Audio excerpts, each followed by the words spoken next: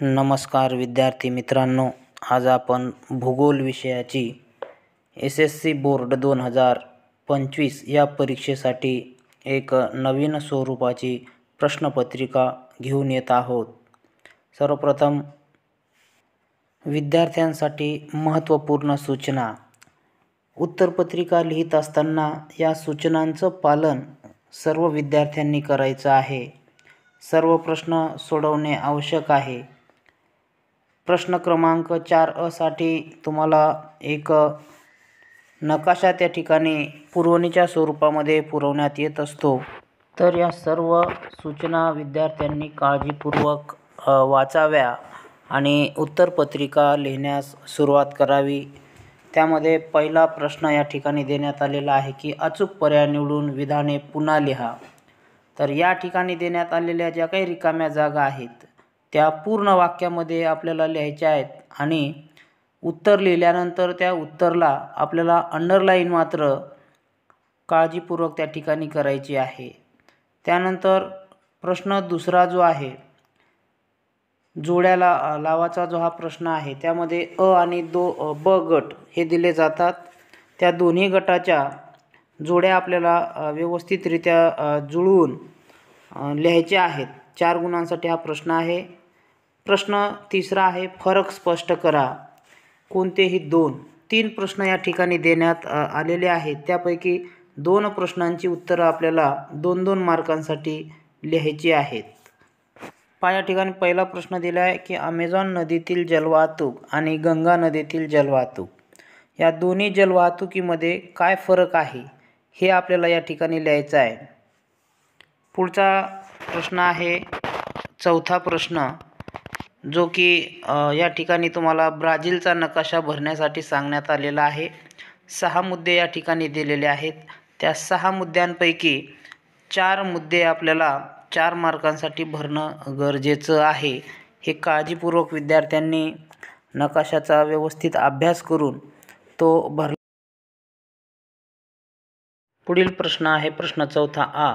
या ठिकाणी भारताचा नकाशा देण्यात येतो आणि त्याखाली जे काही प्रश्न असतात त्या किमान 4 प्रश्नांची 4 गुणांसाठी उत्तरं आपल्याला लिहावी लागतात। त्या नकाशामध्ये पुढे नकाशा या ठिकाणी देण्यात आलेला आहे। त्यामध्ये प्रश्न पहिला जो देण्यात आलेला आहे की भारतीय मुख्य भूमीच्या अतिपूर्व व अतिपश्चिम टोकावरील रेखावृत्तावरील फरक किती आहे हे आपल्याला या नकाशाच्या माध्यमातून उत्तर शोधून त्या ठिकाणी लिहायचं आहे। तसंच पुन्हा भारतीय प्रमाण वेळेचे रेखावृत्त कोणते आहे हाही प्रश्न देण्यात आलेला आहे। तो सुद्धा आपल्याला या नकाशावरून आपल्याला शोधून लिहायचा आहे। तर 4 पैकी 4 गुण या प्रश्नांसाठी आपल्याला मिळतात।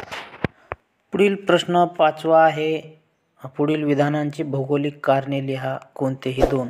याही ठिकाणी 4 प्रश्न देण्यात आलेले आहेत। 4 पैकी जे प्रश्न आपल्याला येत असतील त्या 2 प्रश्नांची उत्तरं किमान 6 मुद्द्यांच्या आधारे आपल्याला लिहायचे आहे। कारण एक प्रश्न हा 3 गुणांसाठी आहे।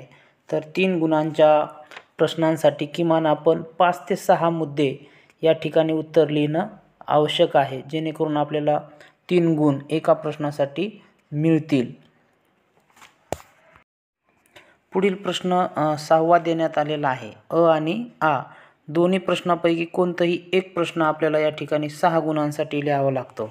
त्यामध्ये या ठिकाणी अ प्रश्न जो दिलेला आहे तो स्तंभ आलेख काढण्यासाठी आपल्याला देण्यात आलेला आहे। या ठिकाणी स्तंभ आलेखासाठी प्रश्न दिला आहे आणि स्तंभ आलेख काढून त्या आलेखांमधून जी खाली 3 प्रश्न देण्यात आलेले आहेत त्या 3 प्रश्नांची उत्तरं आपल्याला या ठिकाणी लिहावी लागते। तर आलेख काढण्यासाठी आपल्याला आलेख पेपर त्या ठिकाणी बोर्डाकडून पुरवण्यात येत असतो। त्याच्यावर आलेख काढून आपल्याला या 3 प्रश्नांची उत्तरं लिहायची आहेत। किंवा जो प्रश्न 6वा आ देण्यात आलेला आहे त्यामध्ये या ठिकाणी आलेख ऑलरेडी दिलेला आहे।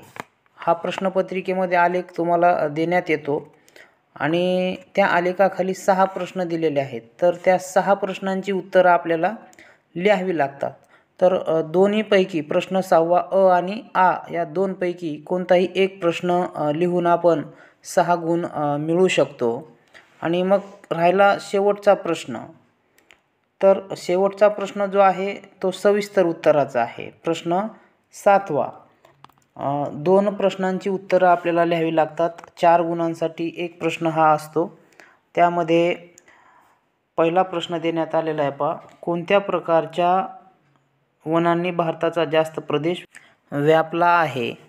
तर 4 गुणांसाठी हा महत्त्वपूर्ण प्रश्न आहे. किमान 6 मुद्दे आपण या ठिकाणी या प्रश्नांचे लिहिले पाहिजे, जेणेकरून आपल्याला 4 पैकी 4 मार्क मिळू शकतील.